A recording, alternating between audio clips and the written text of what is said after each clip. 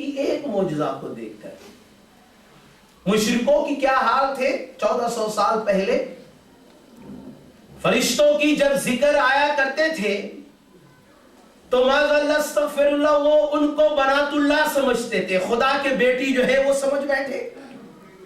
جنوں کی بات جب ہوتے تھے، جنات، اکثر و بیشتر لوگ یہی سوچتے کہ ہمارے پیچھے جن لگ گئے، مولانا صاحب کے پاس جاؤ، تعویذ لو، جان چھوڑاؤ، کوئی پھوک پھاک مارے تاکہ جن چھوڑے ہمیں۔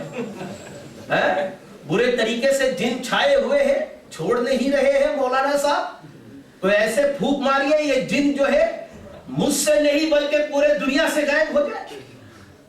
جنات کے بارے میں جب سنا تو مشرکین مکہ جو ہے ان کو رب العالمین کے ساتھ تعلق جوڑنا شروع کر دیا۔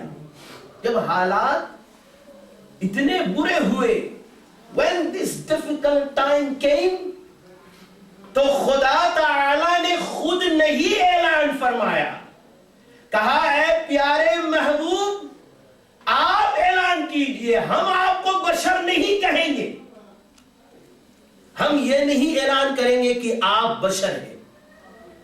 کیوں؟ وجہ کیا ہے کہ حضور علیہ السلام سے جب بے شمار معجزات سرزد ہونے لگے، کبھی آپ اپنے انگلی سے چاند کو 2 ٹکڑے کر دیتے ہیں، کبھی ڈوبا ہوا سورج کو دوبارہ افلاک پہ لے آتے ہیں، کبھی اپنے انگلی مبارک سے پانی کے چشمے جاری کر دیتے ہیں، کبھی 2 علیحدہ لگے ہوئے درختوں کو آپ ایک میں جوڑ دیتے ہیں، اور کبھی نبی پاک علیہ السلام کی جدائی میں پتھر کے جو ٹہنی ہے وہ بھی نبی پاک علیہ السلام کے عشق و محبت میں آنسو بہا رہے ہیں۔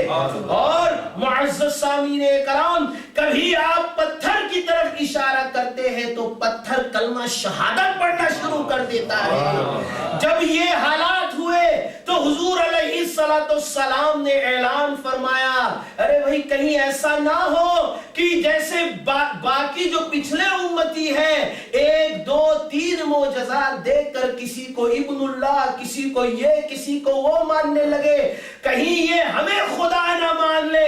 اسی لیے خدا اور الوہیت کے اعتبار سے معزز سامعین کرام سنو، نبی پاک علیہ السلام نے خود اپنے زبان مبارک سے فرما رہے ہیں کہ میں بے شک تمہاری طرح بشر ہوں، خدا کے ہونے کے اعتبار سے میں کوئی خدا نہیں ہوں، میں خالق نہیں ہوں، بلکہ اسی خالق کا ایک مخلوق میں سے ہوں، یاد رہے میں بشر آپ کی طرح ہوں۔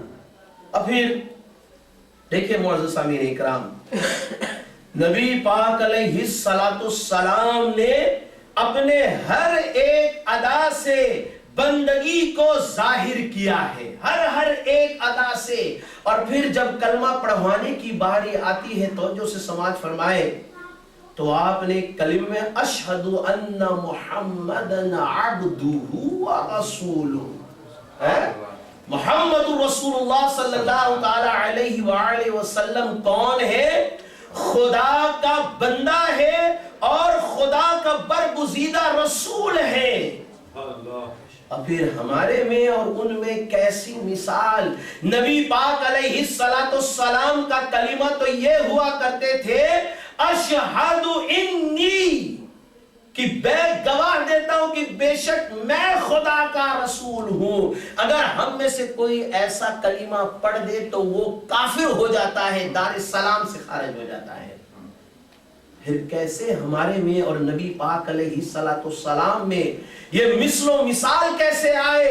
اور پھر توجہ سماعت فرمائے، اللہ تعالیٰ نے قرآن کریم میں ارشاد فرمایا، جب قرآن نے نہیں اعلان کیا، جب میں نے خود خدا ہو کر نبی پاک کے بارے میں اعلان نہیں کیا، ارے میں نے جب نبی کو پکارا تو کبھی یا ایھا النبی سے پکارا، جب میں نے اپنے حبیب کو پکارا تو یا ایھا الرسول کی لقب کو استعمال کیا، جب میں نے اپنے نبی کو حبیب کو پکارا تو میں یا ایھا المزمل کا لفظ استعمال کیا. جب میں نے اپنے حبیب کو پکارا تو یا ایھا المدثر کبھی استعمال کرتے, کبھی یاسین و طٰہٰ کا لقب استعمال کرتے ہیں. معزز سامعین اکرام, تو کبھی قسمیں کھا کر والضحیٰ واللیل اذا سجا کی آیتیں جو ہے استعمال کر کے نبی پاک کو پکار رہے, ہم کلام ہو رہے ہیں. اور کبھی جس شہر میں پیدا ہوئے اس شہر کی قسمیں کھا کر لا اقسم بہذا البلد وانت حل بہذا البلد, کبھی ان کی پیدا ہونے کی شہر کی قسمیں کھا کر کچھ گفتگو کی شروعات کر رہے ہیں.